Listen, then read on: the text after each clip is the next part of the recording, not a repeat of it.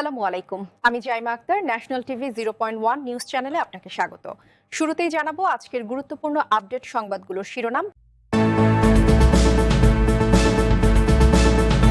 হিজবুল্লাহকে নিরস্ত্র করা ইসরায়েলের জন্য এখনও অসাধ্য।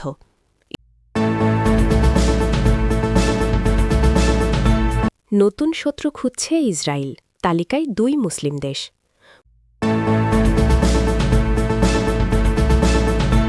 পাকিস্তানের $3 বিলিয়ন আমানতের মেয়াদ বাড়ল সৌদি। সিএনএনের বিশ্লেষণ, ট্রাম্পকে ব্যঙ্গ করে বানানো মিমগুলোর অর্থ কী?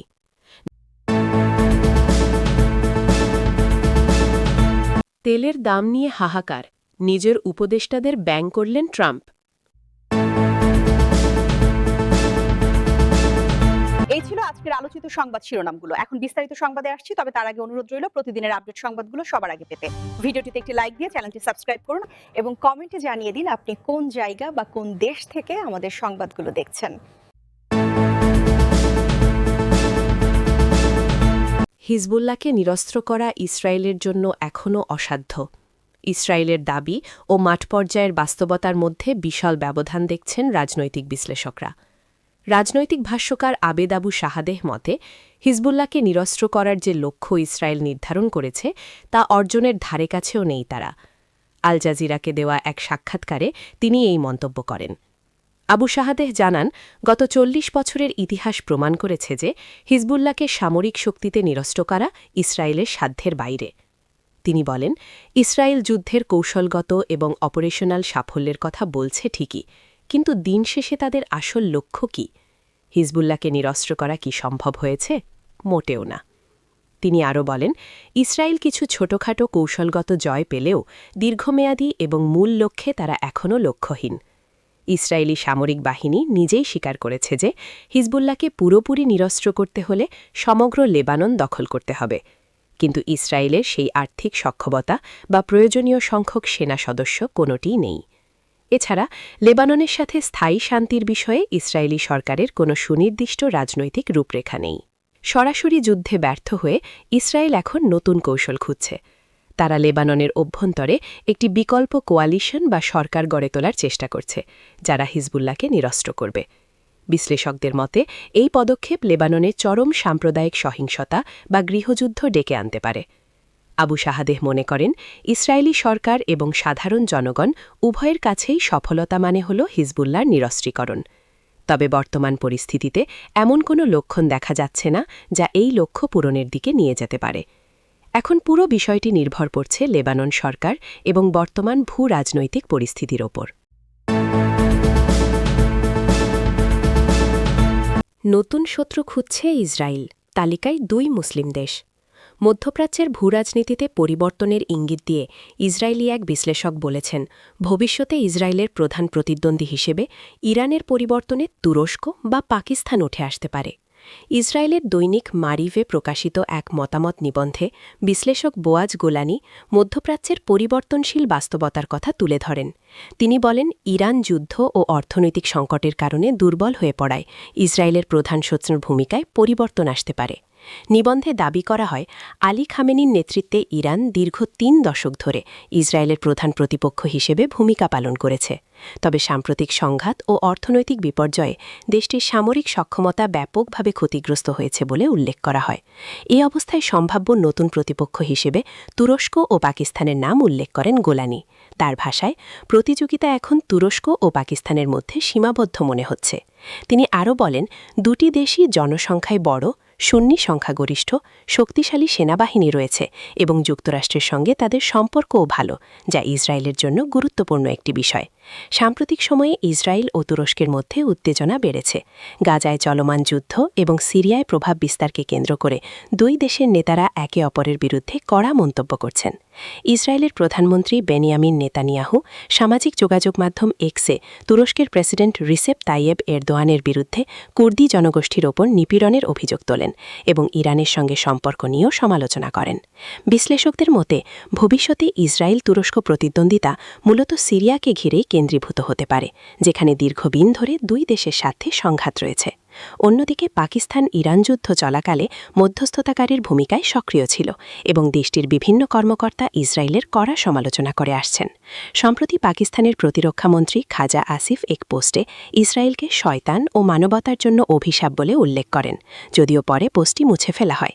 গোলানি তার নিবন্ধে সতর্ক করে বলেন, ইরানের সঙ্গে সংঘাত শেষ হলে ইসরায়েলকে নতুন কোনো দেশের সঙ্গে সরাসরি মুখোমুখি হওয়ার সম্ভাবনার জন্য প্রস্তুত থাকতে হবে। তিনি বলেন, তাদের মধ্যে যাকেই বেছে নেওয়া হোক, সিদ্ধান্তটি আমাদের হাতে নয় এবং উভয় বিকল্পই প্রায় সমানভাবে খারাপ। পাকিস্তানের $3 বিলিয়ন আমানতের মেয়াদ বাড়ল Saudi fund for development SFT Pakistani state ব্যাংকের সঙ্গে একটি চুক্তি স্বাক্ষর করেছে। এই চুক্তির মাধ্যমে $3 বিলিয়ন আমানতের মেয়াদ বৃদ্ধি করা হয়েছে বলে জানিয়েছে রেডিও পাকিস্তান। সামাজিক যোগাযোগ মাধ্যম এক্সে দেওয়া এক পোস্টে জানানো হয়, এসএফটি কর্তৃক পাকিস্তানি স্টেট ব্যাংকে রাখা $3 বিলিয়ন আমানতের মেয়াদ বাড়ানোর জন্য এই চুক্তি সম্পন্ন হয়েছে। চুক্তিতে স্বাক্ষর করেন এসএফটির প্রধান নির্বাহী কর্মকর্তা সুলতান বিন আব্দুর রহমান আল মারশাদ এবং স্টেট ব্যাংক অব পাকিস্তানের গভর্নর জামিল আহমেদ। ওয়াশিংটন ডিসিতে অনুষ্ঠিত বিশ্বব্যাংক IMF স্প্রিং মিটিংস 2026-এর সাইডলাইনে আয়োজিত এক অনুষ্ঠানে পাকিস্তানের অর্থমন্ত্রী মোহাম্মদ আওরঙ্গজেবের উপস্থিতিতে এই গুরুত্বপূর্ণ চুক্তি স্বাক্ষরিত হয়। এই সময় যুক্তরাষ্ট্রে নিযুক্ত পাকিস্তানের রাষ্ট্রদূতও উপস্থিত ছিলেন। অর্থ মন্ত্রণালয়ের মতে এই মেয়াদ বৃদ্ধি পাকিস্তান ও সৌদি আরবের মধ্যে দীর্ঘদিনের দৃঢ় অর্থনৈতিক অংশীদারিত্বের প্রতিফলন। এর ফলে দেশের বৈদেশিক খাতে স্থিতিশীলতা বজায় রাখতে সহায়তা মিলবে বলে আশা করা হচ্ছে। এর আগে বৃহস্পতিবার 16 এপ্রিল পাকিস্তান সৌদি আরব থেকে $2 বিলিয়ন আর্থিক সহায়তা পেয়েছে, যা বৈদেশিক মুদ্রার রিজার্ভে স্বস্তি এনেছে। বিশেষ করে চলতি মাসেই সংযুক্ত আরব আমিরাতকে $3.5 বিলিয়ন পরিশোধের প্রস্তুতির মধ্যে এই সহায়তা গুরুত্বপূর্ণ ভূমিকা রাখবে। সিএনএনের বিশ্লেষণ, ট্রাম্পকে ব্যঙ্গ করে বানানো মিমগুলোর অর্থ কী? ডোনাল্ড ট্রাম্পকে কখনো পোপ, কখনো রকস্টার, বক্সার কিংবা সিনেমার নায়ক হিসেবে দেখানো হচ্ছে। সম্প্রতি মার্কিন প্রেসিডেন্ট নিজেই তাকে যিশুর সঙ্গে তুলনা করে ছবি পোস্ট করেছিলেন। সেই নিয়ে কত আলোচনা, সমালোচনা এবং হাস্যরস। কিন্তু কেন এমন করেন ট্রাম্প? এসব শুধু যে ট্রাম্প করেন তা কিন্তু নয়। তার সমর্থকরাও ট্রাম্পকে অবতার বা নায়ক বানানোর চেষ্টা করেন। সেসব নিয়ে বিস্তর ব্যঙ্গও হয়, অনেক ট্রোল বা মিমও বানানো হয়। তবে এগুলো যদি হাস্যরস বা ঠাট্টা মনে হয়, তবে পুরো বিষয়টি ধরতে পারছেন না। সিএনএনের এক বিশ্লেষণে বলা হয়েছে, এটা একটা কৌশল হতে পারে। ট্রাম্প সম্প্রতি সবচেয়ে বেশি সমালোচিত হয়েছেন যিশু সেজে পোস্ট করে। সেটি অবশ্য তিনি মুছে ফেলেছেন। তবে মার্কিন প্রেসিডেন্ট বুঝতে পেরেছেন তিনি হয়তো সীমা অতিক্রম করেছেন। তবুও তার সমর্থকদের উস্কে দেওয়া এখন হোয়াইট হাউসের যোগাযোগ কৌশলের একটি বড় অংশ বলে মনে হচ্ছে। বিশেষ করে এমন সময়ে যখন মানুষ অনলাইন ইকো চেম্বারে থাকে এবং সোশ্যাল মিডিয়া থেকেই তথ্য পায়। এখান থেকেই প্রতিক্রিয়া জানায়। স্টেট ডিপার্টমেন্টে সরকারি পদে এমন একজন ব্যক্তি সম্প্রতি ট্রাম্পকে ফাউন্ডার ফাদার হিসেবে দেখিয়েছেন। ওই ছবিতে দেখা যায় ট্রাম্প সংবিধান বা স্বাধীনতার ঘোষণাপত্রে স্বাক্ষর করছেন। যদিও সেই এআই তৈরি ছবিটি ত্রুটিপূর্ণ, কারণ সেখানে তিনি কলমের বদলে পাখির পালকের কলম ব্যবহার করছেন। একটি ভিডিওতে ট্রাম্পকে হকি খেলোয়াড় হিসেবেও দেখানো হয়েছে। তিনি কানাডার ডিফেন্স ভেঙে এগিয়ে যাচ্ছেন যখন আমেরিকার অলিম্পিক হকি স্বর্ণপদক নিয়ে আলোচনা চলছিল। অর্থাৎ যখন কোনো বিষয়ে সংকট, তখন ট্রাম্পকে সেই অবতারে দেখানো হচ্ছে। এটা হতে পারে হোয়াইট হাউসের নির্দেশে, নয়তো মদতে। প্রযুক্তি সাংবাদিক টেইল লোরেন্স বলেছেন, মিম আসলে ভিজুয়াল যোগাযোগের একটি মাধ্যম। এর মাধ্যমে সরাসরি কিছু না বলেও সাংস্কৃতিক আলোচনায় ধারণা ছড়িয়ে দেওয়া যায়। যিশু সাজা ট্রাম্পের ছবি ব্যবহার করে ব্যাপক ট্রোল করেছে ইরানিরা। তাজিকিস্তানে ইরানের দূতাবাস একটি ভিডিও পোস্ট করে, যেখানে যিশু আকাশ থেকে নেমে ট্রাম্পকে আঘাত করছেন। আবার ট্রাম্পকেই যিশুর রূপে দেখানো হয়েছে। পার্ডু ইউনিভার্সিটির গ্রাইল ল্যাবের সহপরিচালক কিলিয়ান জ্যাকসন স্কাইফের মতে এসবই এক ধরনের ডিপ ফেক সাধারণত প্রতারণামূলক কন্টেন্ট বোঝাতে ব্যবহৃত হলেও স্পষ্টভাবে ভুয়া ছবিও এর মধ্যে পড়ে। ট্রাম্পকে সুপারম্যান বা দেবতা সদৃশ দেখানো ছবিগুলোকে ফ্যান ফেক করে তার সমর্থকদের উচ্ছ্বাস বাড়াতে সাহায্য করে। এই সব ছবি হোয়াইট হাউস তৈরি করেছে কিনা নিশ্চিত নয়। তবে ফেব্রুয়ারিতে ডানপন্থী ইনফ্লুয়েন্সার নিক আডামস প্রথম ট্রাম্পকে যিশুর মতো একটি ছবি শেয়ার করেছিলেন। ট্রাম্পের সঙ্গে তার সমর্থকদের সম্পর্ক আমেরিকার রাজনীতিতে অনন্য। তিনি মিম থেকে দূরে না থেকে বরং এগুলোকে আরও ছড়িয়ে দেন।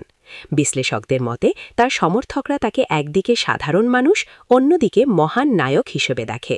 টেইলর লোরেন্স বলেন, এসব ছবি হাস্যকর মনে হলেও ধীরে ধীরে মানুষের চিন্তাভাবনায় প্রভাব ফেলে। ঠিক যেমন প্রতিদিন দেখা বিজ্ঞাপন আমাদের অজান্তেই প্রভাবিত করে। মিম ভিত্তিক রাজনৈতিক প্রভাব তৈরিতে ট্রাম্প অত্যন্ত দক্ষ। বর্তমানে রাজনৈতিক বামপন্থীদের মধ্যে এমন শক্তিশালী মিম নেতৃত্ব দেখা যায় না। ডেমোক্র্যাটরাও চেষ্টা করছে পাল্টা মিম তৈরি করতে, ট্রাম্পকে ব্যঙ্গ করতে। তবে এই মিম রাজনীতি অনেক সময় অত্যন্ত হালকা বা গুরুত্বহীন মনে হয়, যা একজন রাজনীতিকের শাসন কার্যের সঙ্গে সাংঘর্ষিক। ট্রাম্পের যিশুর মতো ছবি প্রথমে পোপের সঙ্গে তার বিরোধের প্রেক্ষাপটে এলো, পরে সেটি মূল আলোচনার বিষয় হয়ে দাঁড়ায়। অনেকে বিষয়টি ধর্মীয় অনুভূতিতে আঘাত হানার মতো করে ভাবছেন। তেলের দাম নিয়ে হাহাকার, নিজের উপদেষ্টাদের ব্যাং করলেন ট্রাম্প। ইসরায়েল ও ওয়াশিংটনের ইরান আক্রমণের পর বিশ্বজুড়ে তেলের বাজারের চরম অস্থিরতার মধ্যেই নিজের স্বভাবসুলভ আক্রমণাত্মক ভঙ্গিতে উপদেষ্টাদের সমালোচনা করলেন মার্কিন প্রেসিডেন্ট ডোনাল্ড ট্রাম্প। লাস ভেগাসে আয়োজিত এক জনাকীর্ণ অনুষ্ঠানে তিনি দাবি করেন, বিশেষজ্ঞরা তেলের দাম নিয়ে যে হাহাকার করেছিলেন তা আসলে ভিত্তিহীন। পরামর্শকদের বাচনভঙ্গি নকল করে ট্রাম্প উপস্থিত দর্শকদের উদ্দেশ্যে বলেন, আমাদের অনেক উচ্চশিক্ষিত ও প্রতিভাবান কনসালটেন্ট আছেন। তারা কাঁপতে কাঁপতে আমাকে বলেছিলেন, স্যার, আপনি যদি ইরানে বোমা ফেলেন তবে জ্বালানি তেলের দাম ব্যারেল প্রতি $300 গিয়ে ঠেকবে। আমি তাদের মুখের ওপর বলেছিলাম, আমি তেমনটা মনে করি না, কারণ আমরা সবসময় একটা বিকল্প পথ খুঁজে বের করি।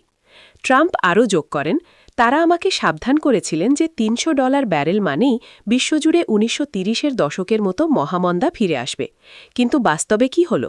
কিছুই হয়নি, কারণ আমাদের স্টক মার্কেট এই মুহূর্তে সর্বকালীন রেকর্ড উচ্চতায় অবস্থান করছে। অর্থনীতির চাকা থামেনি। মধ্যপ্রাচ্যে দীর্ঘ উত্তেজনা ও ইরান যুদ্ধের প্রভাবে গত মার্চ মাসে তেলের দাম রেকর্ড 50% বৃদ্ধি পেয়েছিল, যা বিশ্ব অর্থনীতির জন্য ছিল এক অশনি সংকেত। তবে সম্প্রতি ইসরায়েল ও লেবাননের মধ্যে যুদ্ধবিরতির খবরে বিশ্ববাজারে স্বস্তি ফিরতে শুরু করেছে। আজ শুক্রবার এশীয় বাজারে লেনদেন শুরু হতেই আন্তর্জাতিক বেঞ্চমার্ক ব্রেন্ট ক্রুডের দাম 1% বেশি কমে ব্যারেল প্রতি $98.05 নেমে এসেছে। একইভাবে মার্কিন তেলের WTI এর দামও $94 নিচে নেমেছে।